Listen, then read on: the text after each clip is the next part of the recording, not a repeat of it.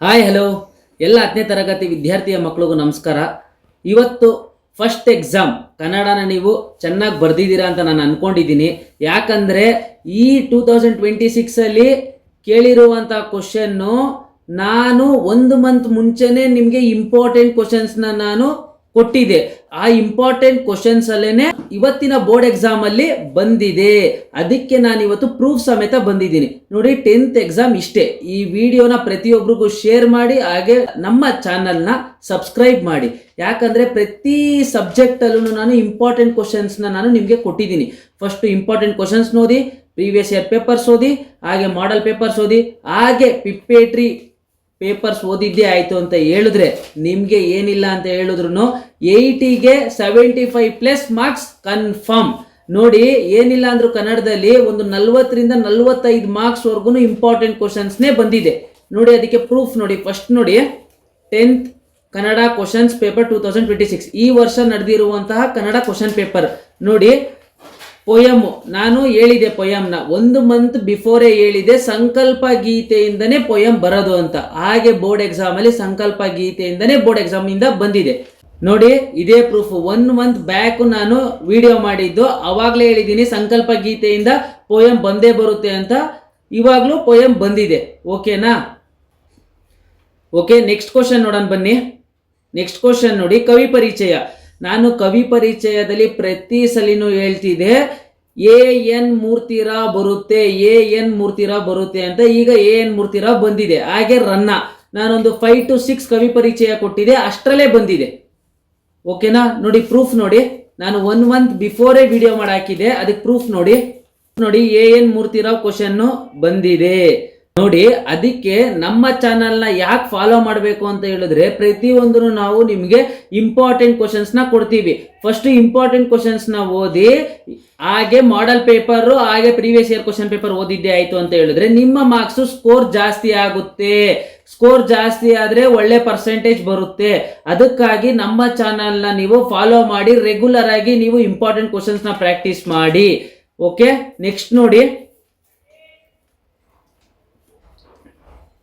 Next ನೋಡಿ, Shabari lesson. ನಾನು ಯಾವಾಗಲೂ ಹೇಳ್ತಿದ್ದೆ ಶಬರಿ ಲೆಸನ್ ಇಂದ ಒಂದು ಕ್ವಶನ್ ಬಂದೇ ಬರುತ್ತೆ ಅಂತ. ನೋಡಿ, ಶಬರಿ ಲೆಸನ್ ಇಂದ ಕೊಟ್ಟಿದ್ದಾರೆ. ಇದೇ HYT ಐ ಹೀಲ್ಡಿಂಗ್ ಟಾಪಿಕ್ಸ್. ಈ ಟಾಪಿಕ್ಸ್ ಇಂದ ಕ್ವಶನ್ ಅವ್ರು ಕೊಡ್ಲೇಬೇಕು, ಕೊಟ್ಟೇ ಕೊಡ್ತಾರೆ. ನೋಡಿ, 10th ಯಾರಿಗಾರ ಕಷ್ಟನಾ, ನಮ್ಮ ಚಾನಲ್ನ ಫಾಲೋ ಮಾಡಿ, ನಾವು ನಿಮಗೆ ಗೈಡ್ ಮಾಡ್ತೀವಿ. ನೋಡಿ, ಹಾಗೆ ಕೌರವೇಂದ್ರನ ಕೊಂದೆ ನೀನು, ಅದು ನಾನು ಹೇಳಿದೆ ಒಂದು ಕ್ವಶನ್ ಬರುತ್ತೆ ಅಂತ, ಬಂದಿದೆ. ನೋಡಿ, ಇದೇ HYT ಕ್ಲಾಸಸ್. ಓಕೆನಾ? ನಾನು ಇದನ್ನೆಲ್ಲ 1 ಮಂತ್ ಬ್ಯಾಕ್ ನಾನು ವಿಡಿಯೋ ಮಾಡಿ ಹಾಕಿದೆ, ದಯವಿಟ್ಟು ಈ ಕ್ವಶನ್ಸ್ ನ ಓದಿ, ದಯವಿಟ್ಟು ಈ ಕ್ವಶನ್ಸ್ ನ ಓದಿ ಅಂತ. ಈಗ ನೋಡಿ, ಆ ಕ್ವಶನ್ಸ್ ಬೋರ್ಡ್ ಎಕ್ಸಾಮ್ ಅಲ್ಲಿ ಬಂದಿದೆ. ಈಗಲಾರು ಎಚ್ಚರಿಸ್ಕೊಳ್ಳಿ ಎಲ್ಲಾರು. ದಯವಿಟ್ಟು ಸೋಷಿಯಲ್ ಇಂಪಾರ್ಟೆಂಟ್ ಕ್ವಶನ್ಸ್ ಮಾಡಿದ್ದೀನಿ, ಸೈನ್ಸ್ ಅಲ್ಲೂ ಇಂಪಾರ್ಟೆಂಟ್ ಕ್ವಶನ್ಸ್ ಮಾಡಿದ್ದೀನಿ, ಮ್ಯಾಥ್ಸ್ ಅಲ್ಲಿ ಕೂಡ ಇಂಪಾರ್ಟೆಂಟ್ ಕ್ವಶನ್ಸ್ ಮಾಡಿದ್ದೀನಿ. ದಯವಿಟ್ಟು ನಾನು ಕೊಟ್ಟಿರುವಂತಹ ಕ್ವಶನ್ಸ್ ನ ನೀವು ಪ್ರಾಕ್ಟೀಸ್ ಮಾಡಿದ್ದೇ ಆಯ್ತು ಅಂತ ಹೇಳಿದ್ರೆ ಪಾಸ್ ಆಗಕ್ಕೇನು ಮೋಸ ಇಲ್ಲ, ಒಳ್ಳೆ ಸ್ಕೋರೇ ಮಾಡ್ಬೋದು. ಅದಕ್ಕೆ ನಾನು ಹೇಳ್ತಾ ಇರೋದು, ಫಸ್ಟ್ ನಾನು ಕೊಟ್ಟಿರೋ ಇಂಪಾರ್ಟೆಂಟ್ ಕ್ವಶನ್ಸ್ ನ ಪ್ರಾಕ್ಟೀಸ್ ಮಾಡಿ. Model paper 4, previous year question paper 4, ಹಾಗೆ ಪಿಪ್ಪೇಟ್ರಿ ಪೇಪರ್ ನ ನೀವು ಓದಿದ್ದೇ ಆಯ್ತು ಅಂತ ಹೇಳಿದ್ರೆ 101% 95+ ಸ್ಕೋರ್ ಮಾಡೇ ಮಾಡ್ತೀರಾ. ನೋಡಿ, ನೆಕ್ಸ್ಟ್ ಕ್ವಶನ್ ನೋಡಿ. ಒಂದು ವಾಕ್ಯದಲ್ಲಿ 7 ಬಂದಿದೆ. ನಾನು ಯಾವ್ಯಾವ ಚಾಪ್ಟರ್ ಇಂದ ಬರುತ್ತೆ ಅಂತ ಹೇಳಿದ್ನೋ ಅದೇ ಚಾಪ್ಟರ್ ಇಂದ ಬಂದಿದೆ. ಹಾಗೆ ಈ ಸಲ ಬ್ಲೂ ಪ್ರಿಂಟ್ ಪ್ರಕಾರನೇ ನಿಮ್ಗೆ ಎಕ್ಸಾಮ್ ನ ನೀಟಾಗಿ ಕಂಡಕ್ಟ್ ಮಾಡಿದ್ದಾರೆ. ಓಕೆನಾ? ಬ್ಲೂ ಪ್ರಿಂಟ್ ಇಂದಾನೆ ಕ್ವಶನ್ಸ್ ನ ತೆಗೆದಿದ್ದಾರೆ. ಯಾವ ಚಾಪ್ಟರ್ ಇಂದ ಎಷ್ಟೆಷ್ಟು ಅಂತ ಬ್ಲೂ ಪ್ರಿಂಟ್ ಅಲ್ಲಿ ಸರ್ಕಾರದವ್ರು ಕೊಟ್ಟಿದ್ರು, ಅದೇ ರೀತಿಯಲ್ಲಿ ಕ್ವಶನ್ಸ್ ನ ಫ್ರೇಮ್ ಮಾಡಿದ್ದಾರೆ. ಎಲ್ಲ ರಿಪೀಟೆಡ್ ಕ್ವಶನ್ನೇ, ಎಲ್ಲರೂ ಪ್ರತಿ ಒಂದು ವರ್ಡ್ ಆನ್ಸರ್ ಎಲ್ಲ ರಿಪೀಟೆಡ್ ಕ್ವಶನ್ನೇ. ಓಕೆನಾ? ನೆಕ್ಸ್ಟ್ ನೋಡಿ, ಪತ್ರ ಹೇಳಿದೆ, ಯಾವ ರೀತಿ ಕೊಡ್ತಾರೆ ಅಂತ ನಾನು ಎಕ್ಸ್ಪ್ಲೇನ್ ಕೂಡ ಮಾಡಿದ್ದೆ.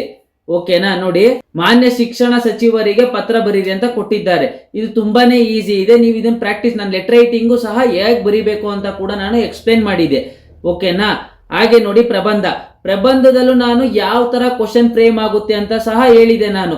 ಏನಂತ, ಒಂದು ವುಮೆನ್ ಸಂಬಂಧ, ಮಹಿಳೆ ಸಂಬಂಧಪಟ್ಟಂಗೆ ಒಂದು ಕ್ವಶನ್ ಕೊಡ್ತಾರೆ, ಇಲ್ವಾ ಎನ್ವಿರಾನ್ಮೆಂಟ್ ಸಂಬಂಧಪಟ್ಟಂಗೆ ಕೊಡ್ತಾರೆ, ಇಲ್ಲ ಸ್ಪೋರ್ಟ್ಸ್ ಬಗ್ಗೆ ಕೊಡ್ತಾರೆ ಅಂತ ಹೇಳಿದೆ. ಹೆಣ್ಣು ಮಕ್ಕಳಿಗೆ ಸರ್ಕಾರದ ಸೌಲಭ್ಯಗಳು ಅಂತ ಕೊಟ್ಟಿದ್ದಾರೆ. ನಾನು ಹೇಳಿದೆ ಹೆಣ್ಣು ಮಕ್ಕಳ ಮೇಲೆ ಕ್ವಶನ್ಸ್ ಕೊಡ್ತಾರೆ, ವುಮೆನ್ ಮೇಲೆ ಕ್ವಶನ್ ಕೊಡ್ತಾರೆ ಅಂತ ಹೇಳಿದೆ. ಹಾಗೆ ಕ್ವಶನ್ ಬಂದಿದೆ. ನೋಡಿ, ಎಲ್ಲ ನಾನು ಕೊಟ್ಟಿರುವಂತಹ ಕ್ವಶನ್ಸ್ ಎಲ್ಲ ಬಂದಿದೆ ಇಲ್ಲಿ.